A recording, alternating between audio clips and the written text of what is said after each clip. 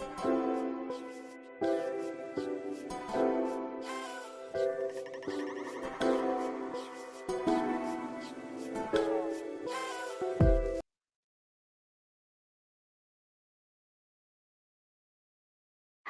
and welcome to the Science on the Seventh live stream, a virtual space where we talk about various issues related to air pollution and health.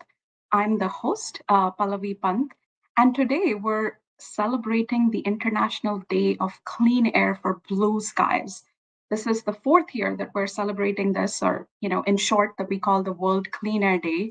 And it is also a special day for us here at HEI because today we complete 1 year of this live stream series. We started last year with a conversation on air pollution and health, and since then, we've gone around the world talking to experts, trying to understand problems related to air pollution and health, what people are doing to address it, and where we see progress being made. So, a big thank you to all of you who've joined us either as experts or as listeners, and also to those of you who've sent us ideas on issues and topics to cover. So, on Clean Air Day, there's many questions that one could think about, and one of them is how do we know air pollution affects our health and how does it affect our health?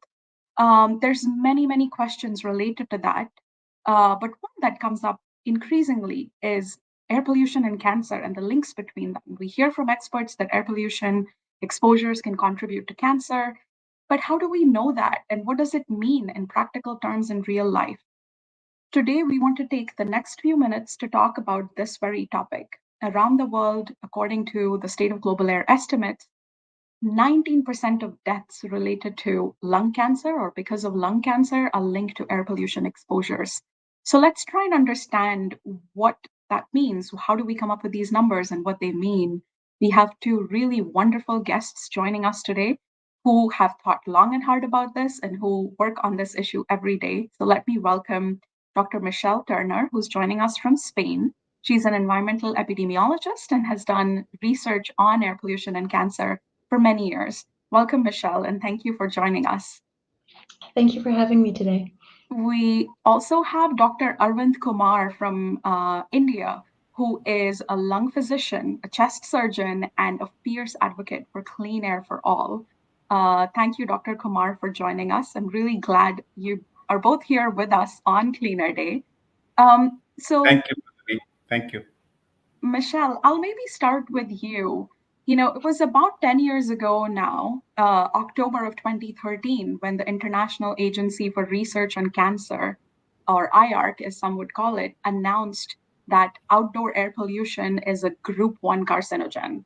Group 1 carcinogen meaning it is carcinogenic to humans. So if we were to unpack this, what is a carcinogen? How do we know what that means? And how did we come up with this classification of outdoor air pollution as a carcinogen?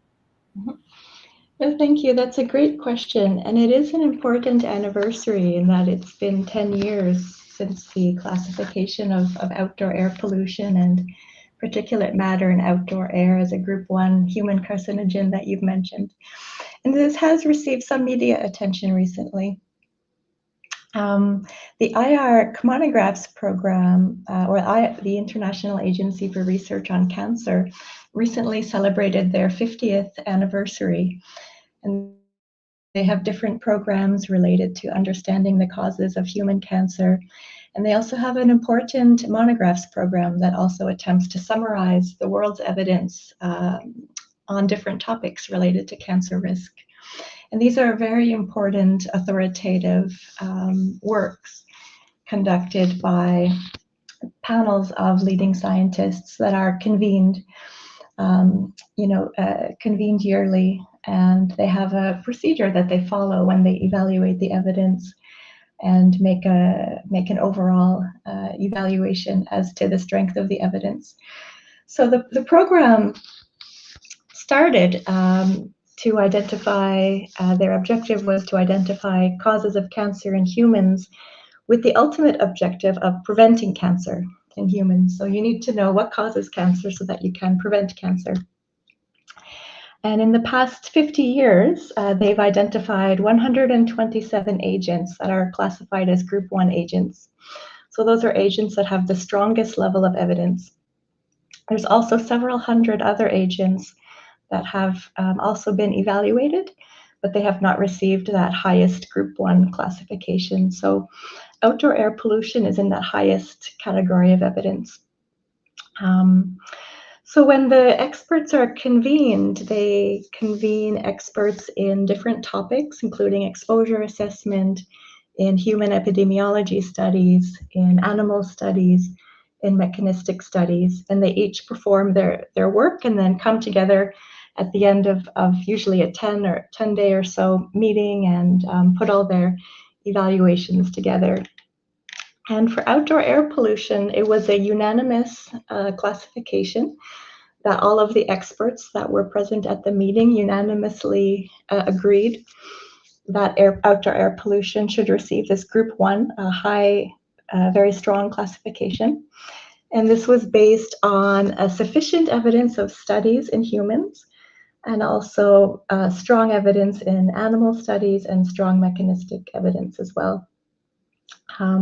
You can download the report from 2013 from the IARC website, and you'll note that they use words like the evidence was remarkably consistent and the association between outdoor air pollution and lung cancer was consistently observed across studies using different study designs and studies conducted throughout the world. Studies adjusting for cigarette smoking and studies conducted in never smokers as well. And since that 2013 classification 10 years ago, the evidence has continued to strengthen with more and more studies confirming this classification. So in total, there's about 20 years of strong and consistent evidence. And so I think it's very useful to look back over time, see how the scientific evidence has evolved, and also now to apply this important knowledge to cancer prevention. Great. That's a really good summary, Michelle. And I think a lot of times, people have these questions like, okay, there were all these studies, but what does it mean? Because the study was not me. And Dr. Kumar, I think you're one of the people who have very eloquently taken a lot of what these big evidence reports have said, contextualize it with your practical experience. You've been a practicing surgeon for over 3 decades, I believe, and you live in Delhi, a city which is constantly in the news about air pollution. You've probably seen hundreds and thousands of patients in that time and looked at their lungs and lung health. What has your experience been, and how has air pollution entered your world of, taking care of the patients and helping them feel healthy again? And does any of it connect back to lung cancer or other types of cancer?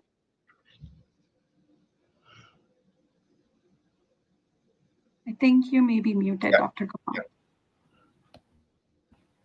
Okay, thank you, Pallavi. There are many questions included in this one question, but I'll answer those. As you said, I've been practicing chest surgery for over 3 decades now. And in this short span of 3 decades, I have seen a sea change in the color of the lungs that I see with my own eyes. So 1988, when I started, 95% of my lung cancer population was smoker. They were mostly men in 50s and 60s, very few women, and hardly any non-smoker. In fact, if we were to get a non-smoker, we would start wondering, why has this was like a case report. 2018, 3 decades down the line, when I look my recent data, horrified to find that today 50% of my patients are so-called non-smokers. Now, I use the word so-called because I strongly believe that in a polluted city like Delhi, there is no true non-smoker. But 50% of the people today are non-smokers. 40% of my patients today are women. My peak age from 50s and 60s has come down to 40s. I have 10% of patients in 30s, and I have even seen patients in late 20s with lung cancer who live very close to highly polluted sites. So there is a clear-cut clinical evidence. I'm not going into the details which Dr. Michelle so elegantly showed. I'm giving you my life's experience as enough. 88 to 2018, such sea change is. And coupled with that, I rarely see a normal pink lung these days, even in children.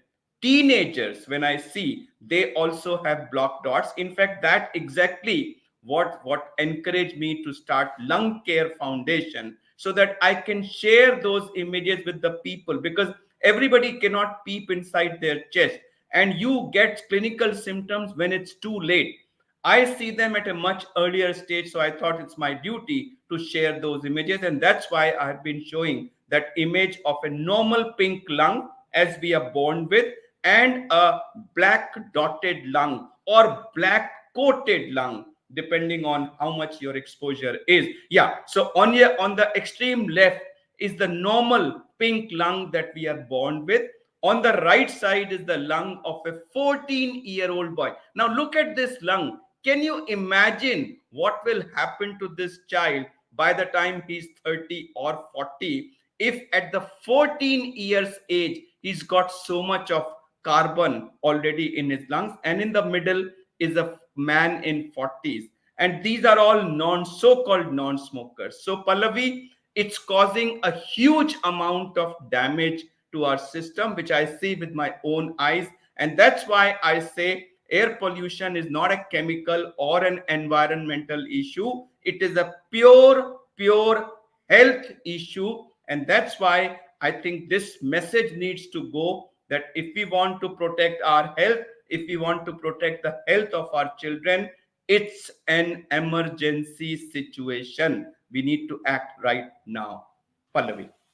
Yeah, I mean, this is sort of the kind of stuff that gives you pause. And as you were speaking, Dr. Kumar, I was just thinking back to my life. The period you're talking about is pretty much the time that I've been on this earth, and a better part of it was spent in Delhi. So I wonder what my lungs look like. And pictures are indeed, worth 1,000 words. You see what you might be getting exposed to. And I think, again, going back to when I was in school in Delhi, I remember at the time there was this whole conversation about conversion to CNG for public transport in the city to reduce air pollution. And there were similar images that were shown for some time. I think Dr. Naresh Trehan and others were, showing those. So this is powerful stuff. I think that was one of the first times that in my head as a school kid, I'd made that connection. Oh, air pollution is bad for my lungs. And my journey has since then sort of continued onward. But Michelle, we see the images, we hear from Dr. Kumar what patients are presenting with, and how is the scientific evidence that has been building since the IARC report was published? How does it align? And I think lung cancer is something we talk about a lot. We have a lot of evidence, but are there other types of cancers that are also linked to air pollution exposures? Can you walk us through that a little bit?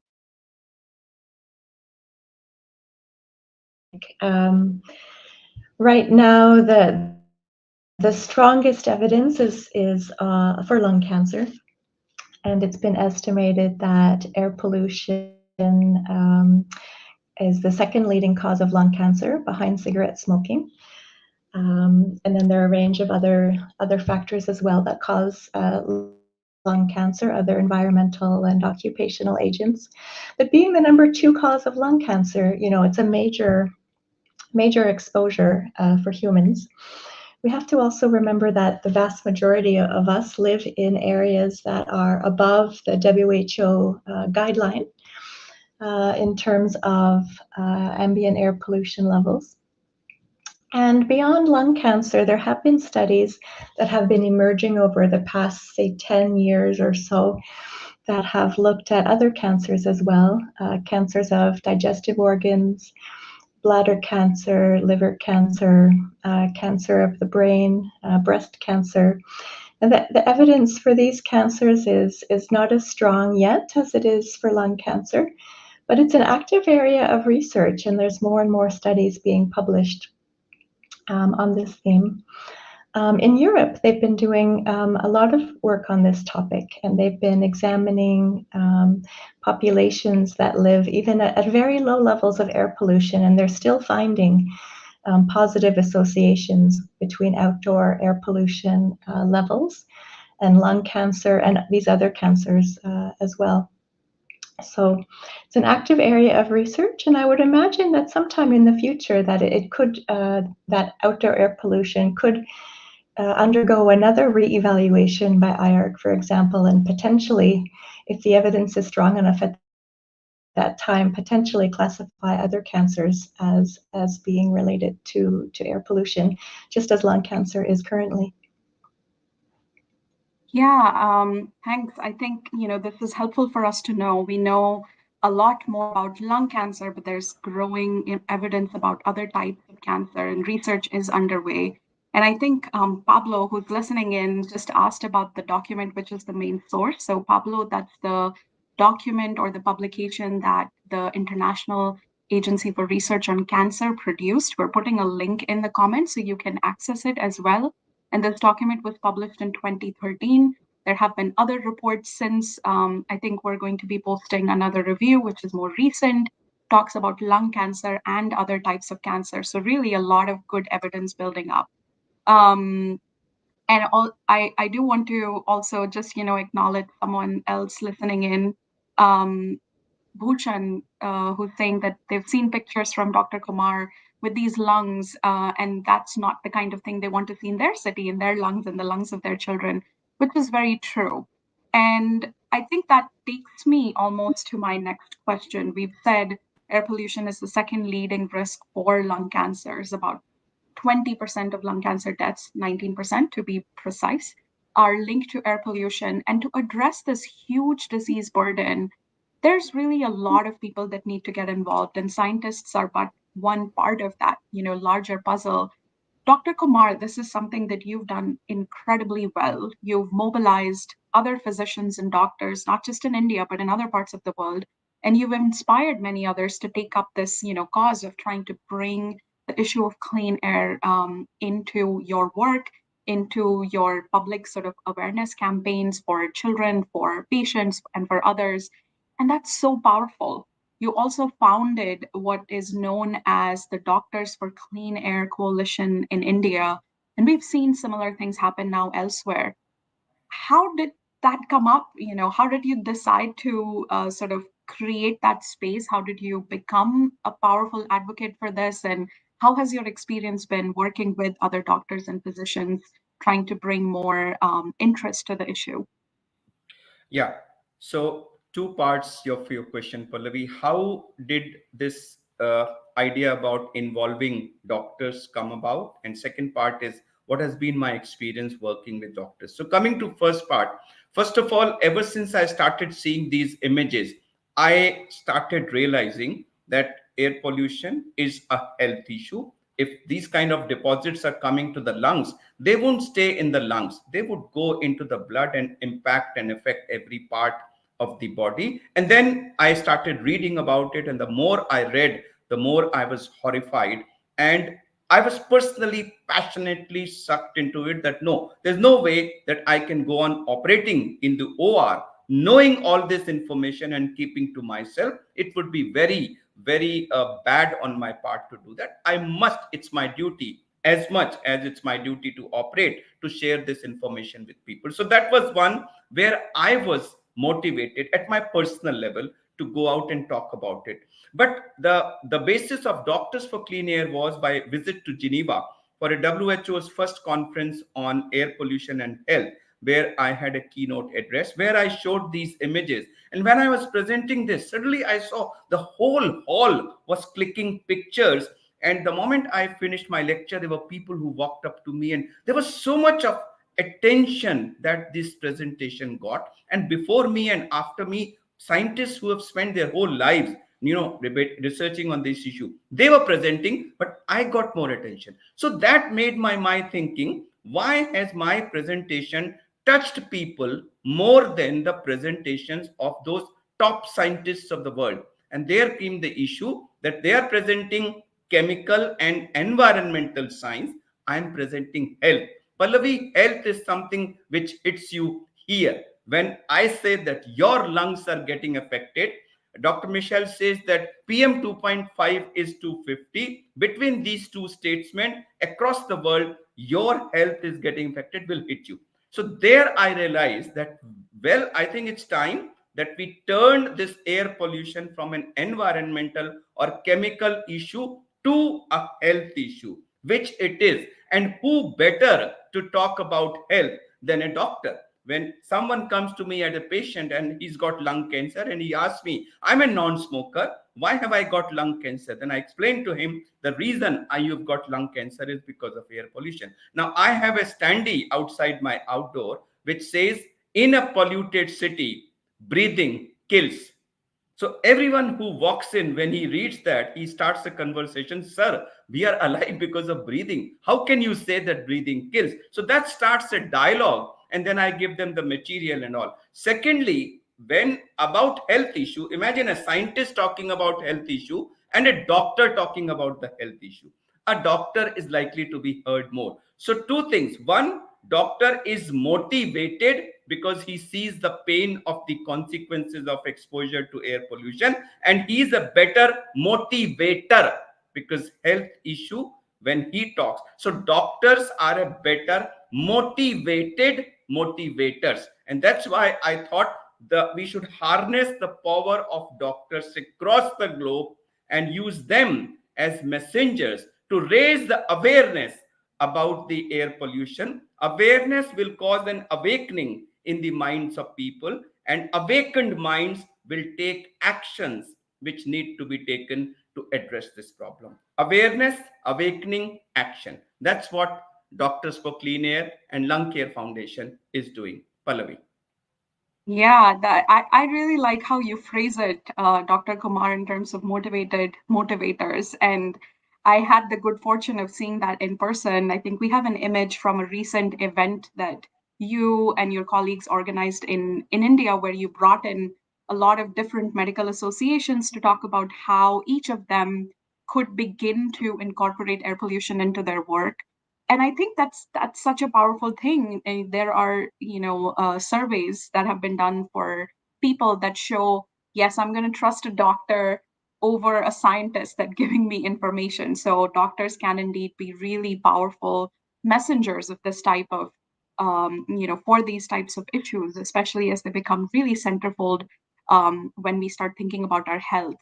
And one other aspect which is starting to gain more traction and attention is often, and for many years and many decades, we've been talking about managing air pollution because it hurts your health. So we are trying to take air quality action because it can impact your health.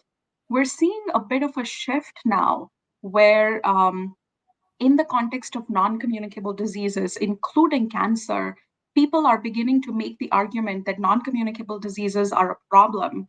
And to fix the problem, we need to think about air pollution just like we're thinking about smoking and diet and physical activity.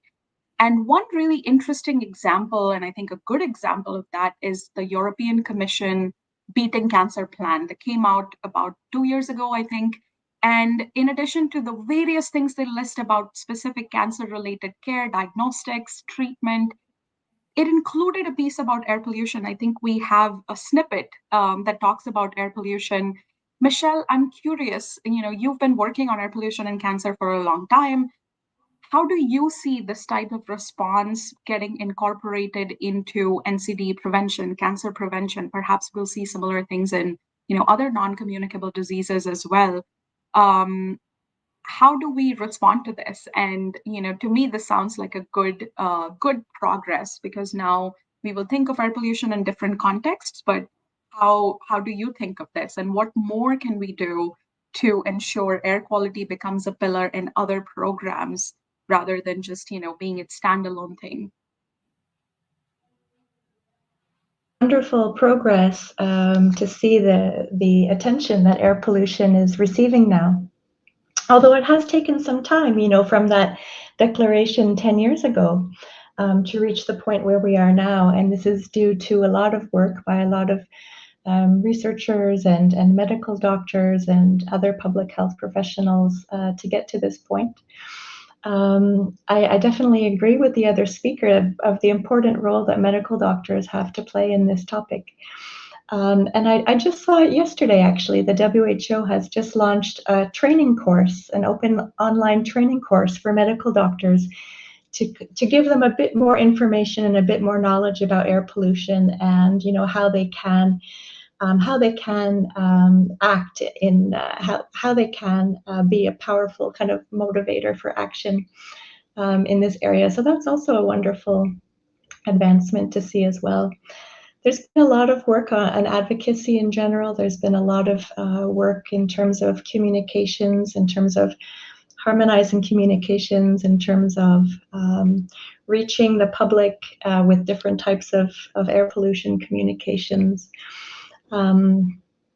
So I think, I mean, air pollution it's different in a way than some of the other risk factors that you mentioned, in that it really takes an entire, you know, community to really address together. And there's been a lot of efforts recently in terms of how can we redesign our cities to be more healthy cities, to promote more physical activity, to promote more healthy living environments, but also to reduce air pollution. There's a lot of active interventions and research happening in terms of what's the best way that cities can act to reduce the air pollution levels in cities. And it's a very hot area right now, a lot of active research, and it seems to be making a big impact. Yeah, I think, you know, this focus on trying to think about healthy cities, especially as urban environments become more and more important in, you know, places around the world, is hopefully going to lead us into more and more action to improve air quality. And Dr. Kumar, you sort of talked about the almost 3-decade trajectory that you have seen. And, you know, we've discussed a little bit how air pollution can really impact our health, including through cancers. But there's hope, right? I hope, I sure hope that there's, you know, things that we're doing right. And I think it's helpful just as much as talking about the problem areas to talk about hope. So maybe I'll come back to both of you now, starting with you, Dr. Kumar, in terms of where do you see, you know, progress and improvements, and where are you drawing hope and inspiration from as we continue this fight against air pollution? Yeah, so that's very pertinent question, Pallavi. So first of all, there is hope. As a doctor, I'm trained, it's in my DNA, not to lose hope till the last breath. So there can never be a hopeless situation. There's always hope. And there is a lot happening. There's a lot happening at the public level, at the society level, and various organizations like WHO, United Nations, and other organizations, national, international. And there are a lot of things happening at government level also. I think the only thing is, as a doctor, and as a doctor who's seen the damage firsthand, I think the extent of damage, the severity of the damage, the amount of hurt it is causing is so much, and the impact of that is so much, that these actions need to be accelerated. It's not a routine surgery, it's an emergency surgery. And I've been crying hoarse all over the platforms that we need to respond to it the way world responded to COVID. We didn't think of economy, we didn't think of progress, we didn't think of buildings. We just reacted. COVID is spreading, lockdown, lockdown, lockdown. Do it now, think of the consequences and the solutions later. I'm not saying we go for lockdown, but that kind of an emergency approach. You cannot set up committees and fix 2050, 60, 70 as deadlines for those committees. So it's need to be addressed on an urgent basis. There is a lot of action happening. So awakening of people is very important. The day people start demanding clean air as a matter of right, the politicians will not bother about the consequences of the action. They will bother about the consequences of inaction. And that's when the solutions will come faster. So I repeat, political will is very important, but I think it's the people's movement which will bring that political will faster than expected. Fantastic. What about you, Michelle? What's giving you hope and inspiration for a cleaner world?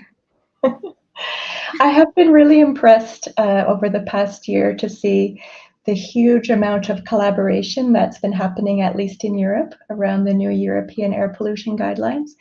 And the collaboration between different types of medical societies, environmental researchers, other public health researchers, really urging the European politicians to adopt the new WHO air quality guidelines in the upcoming legislation. So that's been wonderful to see that. And I'd also like to just also point out from the patient perspective as well that we have to remember that lung cancer is a highly fatal disease. That I think only about 25% of patients are alive after 5 years. And if you're diagnosed with lung cancer, you want rapid action. And there's been a small amount of studies showing that higher levels of air pollution also impacts your survival from diagnosis. So if we can reduce air pollution levels quickly, we might also be able to improve the survival and improve the lifespan of lung cancer patients as well. So I think that also brings another level of urgency to the topic. Yeah, thank you for raising that. I think what I'm taking, away from this whole conversation is that we have a lot of scientific evidence and reason for, going towards cleaner air as quickly as we can, both to improve the quality of life of people who may already be suffering, to prevent other people from suffering it. And that also, in line with the theme that this year's Clean Air Day has, Together for Clean Air, it is all of us working together from the different avenues, the scientists bringing the evidence, and the doctors and physicians sort of leading the charge in informing and awakening people, as you say, Dr. Kumar. But that there is hope. We're seeing progress happen. And in the 10 years since IARC announced or declared air pollution as a carcinogenic to humans, we have seen a lot of progress, a lot of attention on the issue, a lot of research, a lot of coalition building around the world. So I think together we are all working towards that future with clean air for all. So with that, I would like to thank you both for joining us today, and for sharing your experiences and your knowledge. And thank you also to everyone listening in. We are very thankful for your support, especially as we complete the first year of our live stream series. We will be back in October, but since October 7th is a Saturday, join us on October 6th.